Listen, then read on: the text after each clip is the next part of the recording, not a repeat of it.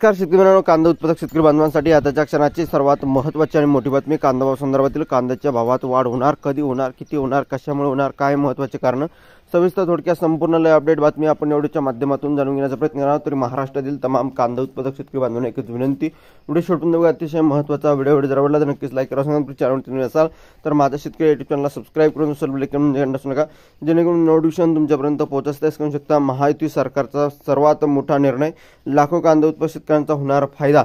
महायुती सरकारने राज्यातील कांदा उत्पादक शेतकऱ्यांसाठी महत्त्वाचा निर्णय घेतला आहे. काय निर्णय घेतला तर संपूर्ण बातमी बघू शकता स्क्रीनवरती. महायुती सरकारचा सर्वात मोठा निर्णय, लाखो कांदा उत्पादक शेतकऱ्यांचा होणार फायदा. महायुती सरकारने राज्यातील कांदा उत्पादक शेतकऱ्यांसाठी महत्त्वाचा निर्णय घेतला आहे. राज्य सरकारने कांदा खरेदीतील भ्रष्टाचार रोखण्यासाठी कठोर पावले उचलत आहे. केंद्रीय नोडल संस्थांच्या खरेदी केंद्रावर आता राज्य सरकारचे नियंत्रण असणार आहे. नाफेड आणि एनसीएफच्या केंद्रावर दक्षता समिती नेमण्याचा निर्णय सरकारकडून जारी करण्यात आला आहे. हा निर्णय कांदा उत्पादक शेतकऱ्यांसाठी अतिशय महत्त्वाचा मानला जात आहे. मुख्यमंत्री देवेंद्र फडणवीस यांच्या नेतृत्वात महायुती सरकारचा आता एकूण 13 केंद्रावर दक्षता समितीची स्थापना करण्यात निर्णय जाहीर केला आहे. महत्त्वाची बाब म्हणजे ह्या समितीत महसूल, पणन यासह कृषी विभागाच्या अधिकाऱ्यांचाही समावेश असणार आहे.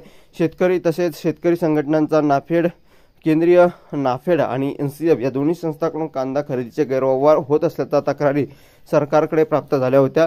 सरकार पणन व वस्त्रोद्योग विभागाकडून शुक्रवारी 18 तारखेला निर्णय महायुती सरकारकडून या ठिकाणी जारी करत केंद्र खरेदी केंद्रावर दक्षता पथके तैनात केली जाणार असल्याचं सांगण्यात आलं आहे. केंद्र सरकारच्या नाफेड आणि एनसीएफ या संस्था किंमत स्थिरता निधी PSF या योजनेअंतर्गत कांदा खरेदी व शेतकऱ्यांच्या कांदा खरेदी करतात.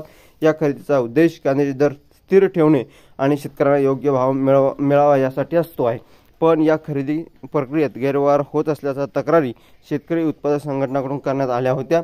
या तक्रारी राज्य सरकारने गेल्या काही महिन्यात कांदा खरेदीवर नियंत्रण ठेवण्यासाठी ठोस पावले उचलण्याच्या तयारीत आहे. धन्यवाद.